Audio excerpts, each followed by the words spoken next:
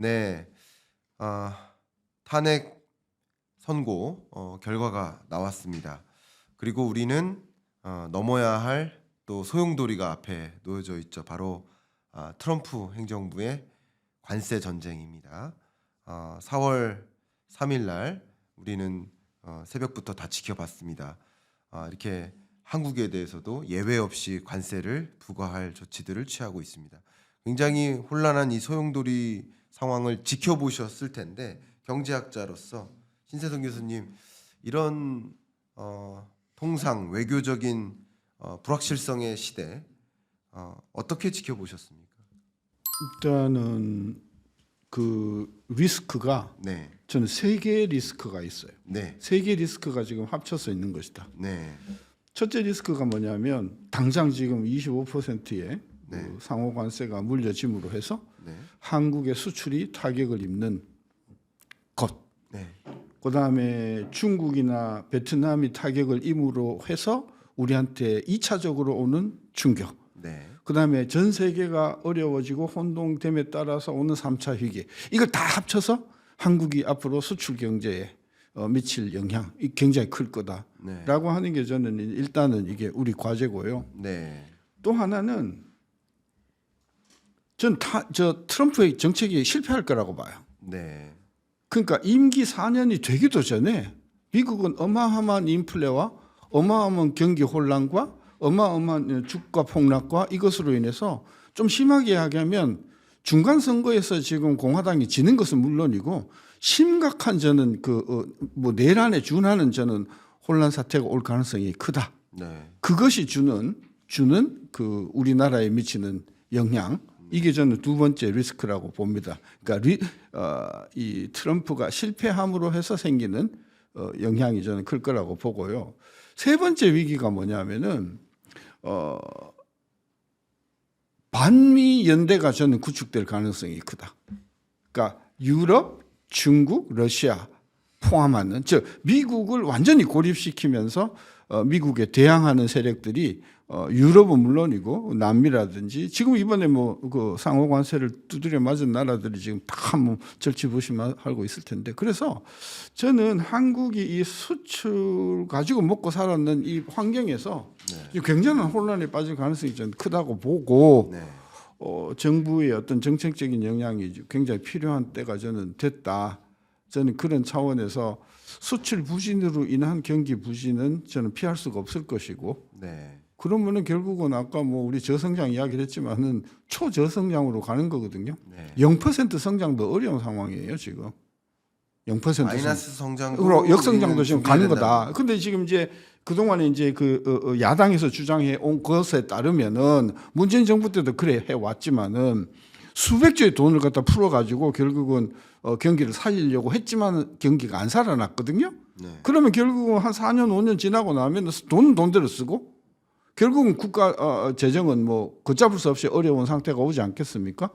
저는 그래서 앞으로 어떤 분이 대통령이 될지 모르겠으나 경기를 살려야 된다는 과제가 하나 있고 국가 재정을 지켜야 되는 과제가 있고 지금 그 줄타기 하는 게 저는 상당히 어렵다. 정리하면 앞으로 한 4년이 아니라 그 다음 대통령까지 앞으로 한 10년 한국 경제는 진짜 어려운 위기 국면으로 들어가는 것이다. 네. 저는 그런 한국 생각이 경제 듭니다. 정말 짧은 구간도 아니고 이 트럼프 행정부의 엄청난 소용돌이가 올해는 마이너스 성장할 가능성이 있고 또 당분간 10년 동안도 굉장히 어려운 구간에 진입할 수 있다라고 경고의 메시지를 주셨습니다. 이광재 의원님께도 여쭤보도록 하겠습니다. 소위 외교통으로 많이 불리시잖아요. 지금의 정부의 이런 트럼프 소용돌이에서의 대응 어떻게 보셨는지 한번 먼저 회고와 평가를 부탁드리겠습니다. 현재는 트럼프 대통령이 어떻게 해야 되는지 부분에 대해서 난 지금 현 정부는 거의 개점 휴업 상태에 있다고 봐요. 왜냐하면 내가 비교적 잘 아니까. 예. 그런데 아까 교수님 말씀하신 대로 트럼프 대통령의 정책이 그렇게 효과적으로 일관되게 작동되기는 쉽지 않을 거라고 봅니다. 그런데 네. 저는 트럼프 대통령이 당선될 거라고 봤어요. 그래서 넥스트 한미 FTA를 준비하자는 리포트를 제가 한 2달 전에 전체 국회의원한테 다 상당량의 보고서를 제가 보냈는데 그 중에 이제 하나는 이거라고 봅니다. 그 서로 윈윈을 해야 되니까. 그 우리가 500억 달러를 흑자를 보기 때문에 관세 압박이 오는 거지. 근데 우리가 1년에 1,700억 달러를 에너지를 수입하거든요. 네. 우리가 93%를 수입하니까. 네. 일본은 더 하죠. 일본하고 우리나라가 93%, 94% 에너지를 수입해요. 그러면 우리가 500억 달러 미국에서 흑자 본다고? 그러면은 우리는 1,700억 달러하고 일본하고 에너지를 우리가 미국 에너지를 부분적으로 사주겠다라고 나가자. 그리고 그거를 알래스카 에너지를 사겠다라고 나가자. 근데 제가 꽤 일찍 보고서를 냈는데 지금 미국이 그 카드를 잡은 거잖아요. 그럼 우리가 사는 쪽이니까 유리한 카드를 잡은 거거든요. 예. 협상 카드를 삿발 하나 잡은 거다라고 네. 저는 생각을 합니다. 그리고 에너지 협력이 왜 중요하냐면 이번에 우크라이나 전쟁을 보게 되니까 독일이 돈이 있다고 에너지를 살 수 있는 게 아니에요. 만약에 대만에 유사 상황이 생기면 68%가 중동에서 지금 에너지가 들어오는데 이 에너지 위기에 빠지면 경제가 무너지는 거잖아요. 그죠? 그럼 에너지 안보를 해결하면서 한편으로 협상 카드를 강력한 가백 카드를 주고 하자. 이게 저의 첫 번째 솔루션이고요. 네. 이거는 미국이 카드를 잡았죠. 그래서 알래스카에 그 이제 가스관 투자하라고 하니까 대만이 투자한다. 일본 이시바 수기는 투자한다라고 했는데 글쎄 나는 현물로 그 가스를 주면은 모를까? 협상이 시작이 됐다. 그다음 두 번째로는 틀림없이 이건 알래스카를 개발하고 그린란드를 하고 푸틴 대통령하고 협력을 트럼프와 푸틴 대통령은 이번에 5월 9일 날 2차 세계대전 전승기념일에 모스크바나 블라디보스토크에 만날 가능성이 있어요. 그렇게 되면은 이게 결국은 알래스카에서 이쪽으로 오려면은 그 LNG 선박이나 이런 게 많이 필요하잖아요. 네. 그잖아요. 네. 그다음에 미국은 항공모함을 만들 수가 없어요. 네. 그러면 한국의 한화나 삼성중공업이나 현대중공업이 선박하기 전에 일대 화랑 국면에 저는 돌입하게 될 거다. 네.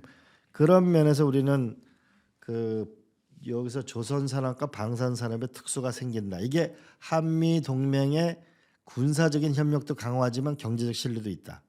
그다음에 세 번째 전략은 AI에서 결국은 미국의 AI 엔진을 한국이 유효하게 협력할 수 있냐 없냐 결판이 날 텐데 그 핵심 기술과 데이터 센터를 한국에다 유치를 하자.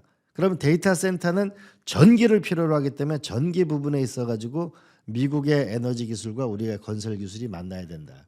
그다음에 또 하나 네 번째로는 제조업이 망하면 반드시 그 나라는 망합니다. 미국이 이렇게 휘청대는 게 제조업이 10%밖에 안 되는 거예요. 영국도 마찬가지입니다. 네. 그런데 이때 저는 좋은 카드가 있다.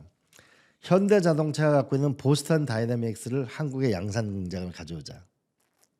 보스턴 다이나믹스는 AI가 돈을 버는 게 아니고 앞으로는 AI 로봇, 피지컬 로봇 이것이 결국 피지컬 AI가 돈을 법니다.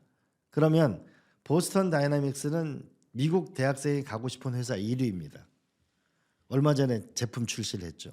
그럼 이걸 양산을 하게 되면 대한민국의 자동차 부품 회사는 다 먹고 살 수 있어요.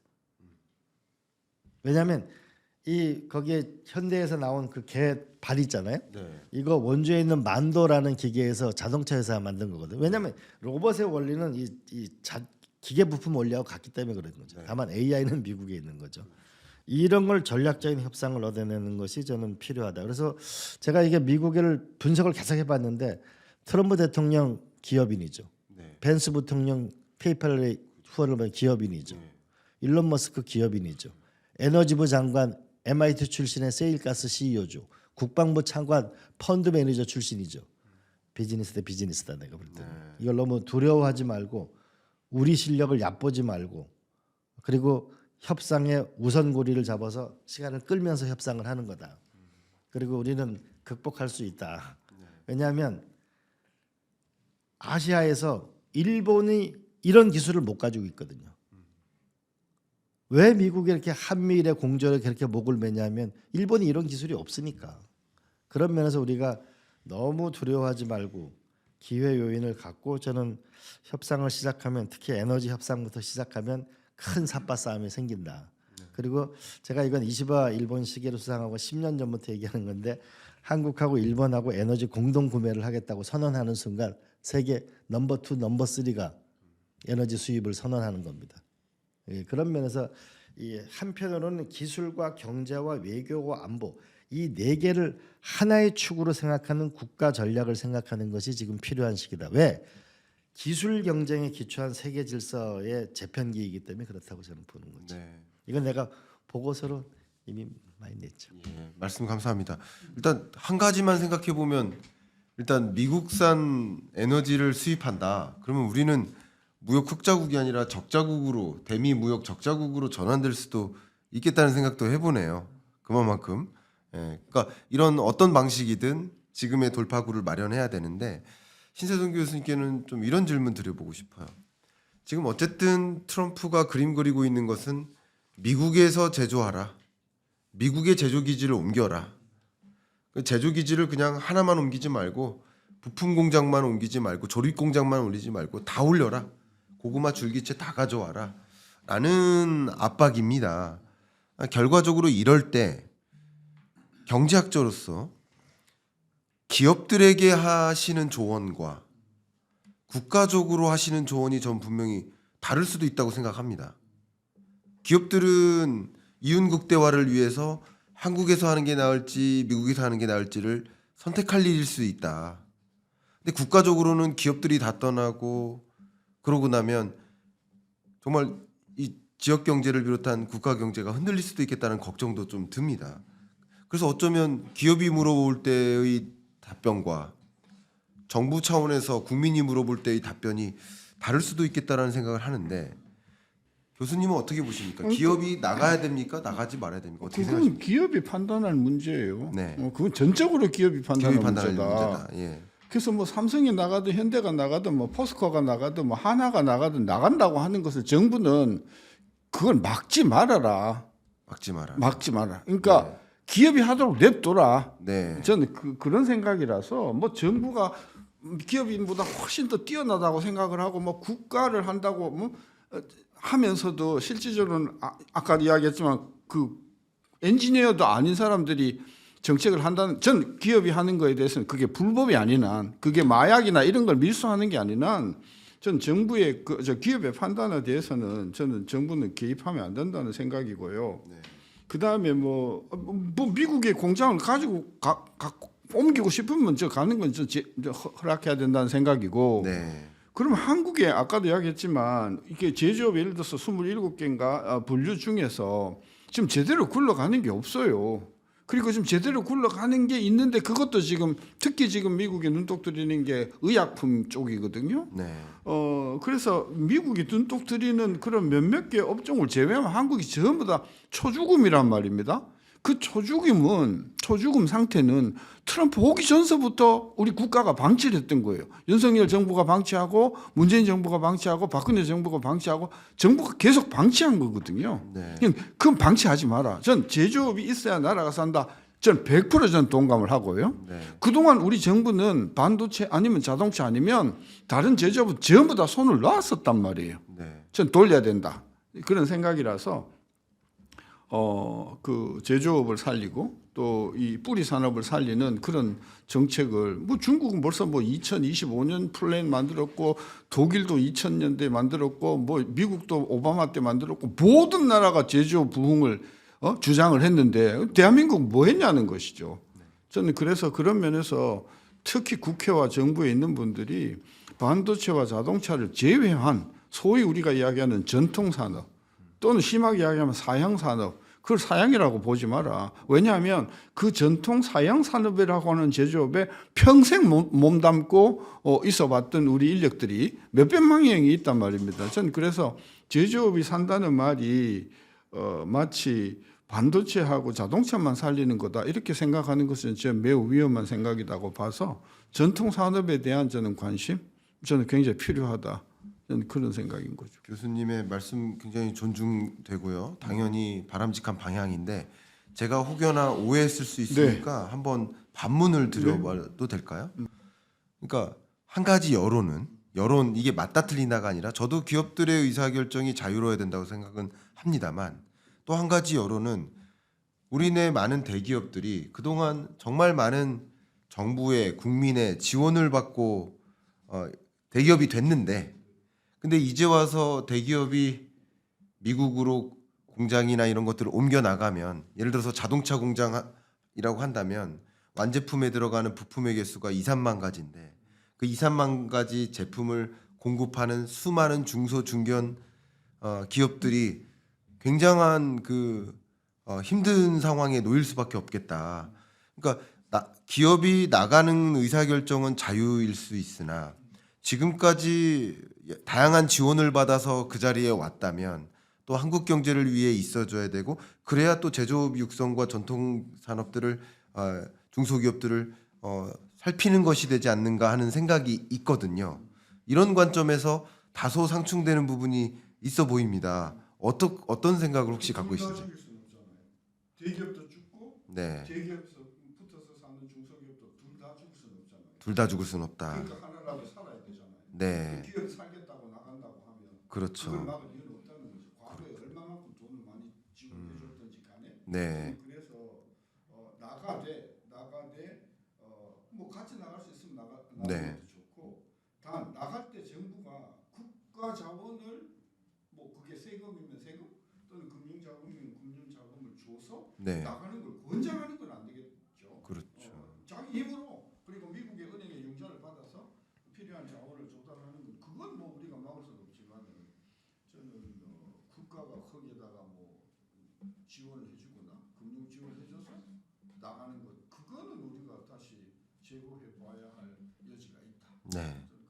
나가는 것은 자율에 맡기되 그로 인한 어떤 부정적 효과가 있다면 그것을 좀 우리가 보살피는 그런 정책 기조가 그러니까 필요하겠다. 나가는 거를 정부가 예, 뭐 재정 지원을 융자를 해준다든지 수출입은행이나 산업은행을 통해 갖고 나가는 금융 지원을 해준다. 그건 우리 그거는 바람직하다. 우리가 수행하기 조금 힘들지 않겠냐. 그런 의견이십니다. 이광재 의원님께도 좀 여쭤. 저는 우리 좀 정부가 당당히 할 필요가 있는데 이번에 보면 트럼프 대통령 좌변 한국이 뭐 이렇게 50%이기 때문에 우리가 25%를 내야 된다고 거짓말이거든요. 0%거든요. 한미 FTA 때문에. 그리고 이미 바이든 정부가 우리가 130조를 투자한다고 했잖아요. 그러면 같은 정부지 바이든 정부 때 했던 거는 내가 먹고 끝이고 새로 하라 이런 부분은 기업 이 백악관에서 개별 기업이 저한테 요청하는 거는 개별 기업이 압박받지 않도록 해달라 정부의 역할을 해달라는 거거든요. 네. 그런 면에서 50%가 잘못됐다. 130조 이미 투자한다고 하지 않았냐? 네. 라고 하고 아까 같은 에너지 같은 큰 협상을 해가지고 정부가 보호를 해줘야죠. 네. 그리고 또 개별 기업은 판단을 해야 되는데 근데 기업에서는 이익이 나냐 안 나냐가 중요할 거 아니에요. 그러면 김대중 대통령 때 IT 테스트 베드 국가가 됐던 것은 IT 원천 기술이한테 있었던 건 아니잖아요. 통신망을 쫙 깔아놓으니까 신상품이 나오면 한국에 다 해보니까 얼리 어댑터가 되면서 한국이 올라선 거잖아요. 네. 그러면 지금 보게 된다면은 예를 들면 한국이 5G를 기반으로 해서 28GHz의 최첨단 스마트 산다는 전 세계 아직 어디도 없어요. 네. 이번에 현대자동차가 미국에 보여준 그 자동차 공장은 거의 반도체 공장 수준이잖아요. 그럼 이런 공단을 국가가 만들어주게 되면 효율성이 높아질 거 아니에요. 그잖아요. 네. 그다음에 또 하나는 AI 로봇을 만약에 보스턴 다이내믹스를 국가에 전략적으로 해가지고 그걸 만약 한국의 양산 공장을 만들어내면 전체적으로 효율성은 높아질 수밖에 없고 부품 산업이 살거든요. 네. 그렇잖아요. 또 하나는 고급 인력. 지금 한국의 대학교 나온 사람들이 받는 거하고 훨씬 그보다 못하다고 얘기할 수는 없지만 미국의 대학생들이 난 한국 대학생들이 우수하다고 보거든요. 미국 대학생 여기가 우리가 왜 서울대학교는 컴퓨터 사이언스를 50명밖에 못 두냐. 이거 고급 인력을 제공해 주면 한국으로 올 거 아니에요? 또 하나는 법인세는 미국이 18%로 내렸는데 그럼 한국은 24%를 계속 하나요? 그러면은 적어도 뭐냐면 투자세액 공제나 R&D 부분은 과감하게 미국보다 더 나은 정책을 써줘야 되는 거 아닐까요? 또 하나는 상속세 부분에 있어서 기업 가업 상속을 하는데 아버지 세대는 화공약품 생산을 했는데 세상이 변했잖아요. 그럼 난 이제는 뭐냐면 AI 산업으로 이거 회사를 가지고 바꾸고 싶은데 업종 변경을 하게 되면 가업 상속이 안 되게 돼 있잖아요. 이런 거를 해서 정부가 해서 기업이 볼 때 양쪽의 미국과 한국을 비교했을 때 한국에 유리할 수 있는 그 환경을 만들어 주는 것이 기업이 한국 정부가 해야 될 일이고, 또 한국 정부가 미국의 부당한 압력에 대해서는 맞서 싸워줄 건 싸워주는 거죠. 그런 전략을 유연성을 가지고 원칙적으로 대응을 하고, 또 미국은 수치의 나라잖아요. 수치에서 엄격하게 대응하고 또 대응을 할 필요가 있다고 저는 생각을 합니다. 그리고 마지막으로는 우리가 전기료, 피터 티엘이 이런 얘기를 했거든요. 전기의 질과 전기료가 낮은 것은 경제 성장과의 상관관계가 존재한다. 그러면은 한국에는 지난 정부에서는 원전하면 문제가 되고 윤석열 정부에서 신재생에너지 하면 다 사기꾼이고, 이런 과학의 영역을 가지고 이렇게 해서는 안 되는 거고, 20세기가 석유가 시대였다면 21세기는 전기의 시대예요. 여기서 아리백의 전 세계 최고의 국가산업단지를 만드는 거. 예를 들면 영광의 원자력이 있는데 그쪽 단지에 신재생에너지를 같이 결합해서 세계적인 국가산업단지를 만드는 거. 그래서 외국 사람들이 볼 때 이제 일본이냐 한국이냐 했을 때 한국을 선택할 수 있는 그 길을 만들어내면 길이 있는 거다. 그리고 미국한테 너무 우리가 그렇게 너무 저자세도 할 필요 없다. 우리가 힘이 있다. 보죠. 아까 전적으로 제가 찬성을 하면서 이제 이 의원님은 이제 정부 역할 이야기를 많이 했거든요. 네. 근데 저는 그 국회 역할이라고 봐요. 네. 전 이제 학부를 법을 공부한 사람이라서 대한민국 법을 보면 진짜 법이 이번에 엉성한 거는 이번에 헌법재판에서 나타났잖아요. 네. 그러니까 법이 굉장히 치밀하게 규정을 해줘야 되는데 아주 엉성하게 해놓고 모든 걸 정부한테 맡겨버리니까 정부가 엉망이 되는 거거든요.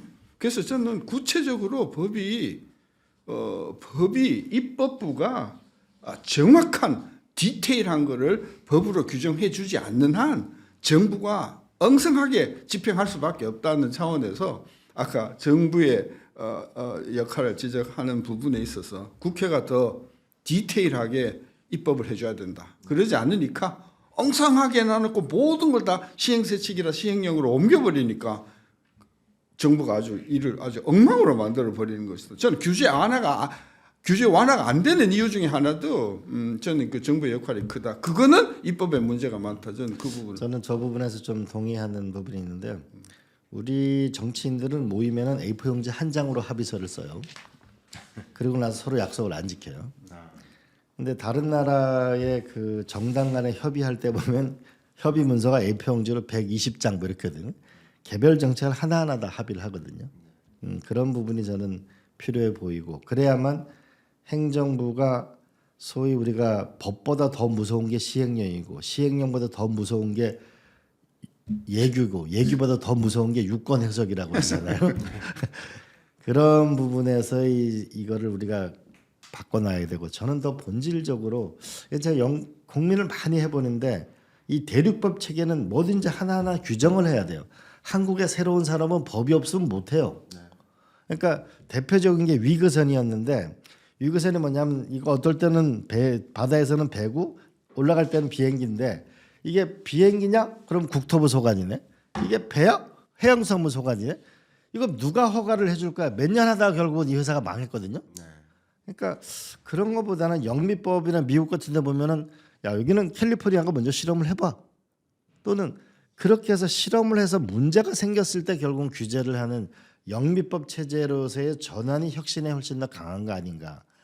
근데 대륙법 체계를 만들어 놓고 규제 샌드박스를 해놓으니까 될 리가 없거든요. 결국 이걸 극복하려면 아까 말씀하신 대로 법의 완결성과 정확성이 있어야 되는데, 법의 완결성과 정확성이 있으려면 뉴질랜드처럼 법을 2개만 낸다. 그러면은 그 대표법이 될 수밖에 없잖아요. 그러면 꼼꼼하게 하겠죠. 좋은 의견 감사합니다. 저희가 이게 긴 시간 토론에 임해주셔서 감사하고, 기본적으로 토론을 하고자 하는 것은 어쨌든 이제 새롭게 꾸려나갈 차기 정부가 이런 올바른 정책 방향성을 좀 가져가고 하는데 하나의 소재로 좀 사용되길 바라는 마음, 그런 마음으로 시작을 했는데 끝으로 두 분께 저 말고 저희 말고 카메라 보시고 국민들께 좀 이렇게 하셨으면 좋겠다라고 마지막으로 좋은 말씀 주시고 마무리하도록 하겠습니다. 신성희 교수님 부탁드립니다. 일단은 그 불확실성의 일막이 끝났다. 즉 탄핵의 불확실성이 끝났다. 일단 환영하고요. 어떤 결과가 나왔든 가지. 그리고 반대 의견에 섰던 분들도 일단 수용을 해야 된다. 저는 그게 중요하고 그다음에 이제 새로운 2막이 열리는 거잖아요. 새로운 2막을 여가 됐든 야가 됐든 우리가 희망을 갖고 비전을 갖고 저는 임하도록 해줘야 된다. 그건 정치인의 역할이라는 것이죠. 다음 정부는 이것을 통해서 국민의 지지를 받겠다라고 하는 소유 아젠다가 나와야 될 것 아니겠어요? 저는 그 아젠다를 저는 굉장히 기대를 하고 오늘 우리 이 의원님 제가 방송에 수십 차례 나오지만은 이런 디테일 이런 정책 의견을 이야기하는 분이 없었거든요. 저는 그래서 새 정부가 지향해야 할 여러 정책에 대해서 앞으로 2개월 동안 저는 활발한 어떤 토론이 진행이 되어서 우리 국민들이 다음 정부는 누가 됐든 간에 희망을 갖는 그런 어떤 정부가 들어서기 위해서 사회 안정을 우리가 생각을 하면서 자기 의견을 활발히 개진하는 그런 분위기가 소위 말하는 선거의 축제의 분위기가 진행이 되었으면 하는 바람을 갖고 있습니다. 감사합니다. 이광재 의원님도 말씀 부탁드립니다. 저는 요새 넷플릭스 드라마 중에서 그 제주도를 배경한 폭삭 소가수다를 아주 열심히 봤는데요. 그걸 보면서 우리 부모님 세대가 자식을 키우기 위해서 저희도 7남매거든요. 강원도에서 자랐는데 그 부모 세대와 그 자식 세대와 이것이 그 정말 피와 눈물과 땀으로 오늘의 대한민국을 읽어왔다는 거. 근데 이 대한민국이 오늘이 가장 잘 사는 나라가 아니고 오늘보다는 내일이, 내일보다는 모레가 더 기대되는 나라, 미래가 기대되는 나라, 희망이 있는 나라를 우리가 만들어 가야 됩니다. 그러기 위해서는 링컨 대통령이 이런 얘기를 했습니다. 분열된 땅 위에는 집을 지을 수가 없습니다. 헌법재판소의 결과를 우리가 겸허히 받아들이고 이제 대한민국이 잃어버렸던 언어, 희망, 미래, 도전, 혁신 그리고 함께 지난 겨울 동안 우리가 서로 많이 지쳤거든요. 국민들이 위로하고 격려하고 그래서 새로운 출발을 하는 우리들의 봄, 구테타로 인한 서울의 봄이 아니고 대한민국 우리들의 봄이 이루어지기를 희망하고 저도 정치인의 한 사람으로 참 부끄럽게 생각하고 미안하게 생각하고 그렇습니다. 다만 한 가지 분명한 것은 세종대왕이 이렇게 말씀을 하셨더라고요. 임금에게는 백성이 하늘이고 백성에게는 쌀이 하늘이다. 결국 경제와 안보 그 부분에 더 많은 노력을 기울이겠습니다. 고맙습니다. 말씀 감사합니다. 왠지 박수를 쳐드려야 될 것 같은 그런 말씀이신데 저도 이제 끝마무리 하도록 하겠습니다. 제가 얼마 전에 정의선 현대차 기아 회장께서 미국 백악관에 가서 브리핑하던 모습을 보고 저는 좀 정말 통탄스러웠었습니다. 미국 정부의 정책적 움직임에 기업들이 가서 고개 숙이고 무릎 꿇어야 되나? 이게 그건 분명히 정부가 해야 될 일이고 정부가 싸우든 무릎을 꿇든 정부가 할 일이고 기업은 그 생태계 안에서 마음껏 놀고 열심히 살아가는 것인데 이게 무정부 상태인가 난민인가 참 안타까웠습니다. 그 정책 공백을 분명히 우리는 경험했습니다. 그래서 다음 정부는 정말 오늘 논의된 게 모든 게 정답이 아닐 수도 있겠지만 이 논의를 바탕으로 해서 더 좋은 어떤 어젠다를 세팅하고 한 발 더 도약할 수 있는 우리 나라, 우리 봄을 맞이하는 우리 나라가 되기를 좀 바라는 마음으로 오늘 토론 마무리하도록 하겠습니다. 함께해 주신 두 분께 정말 감사합니다. 감사합니다. 여러분 감사합니다.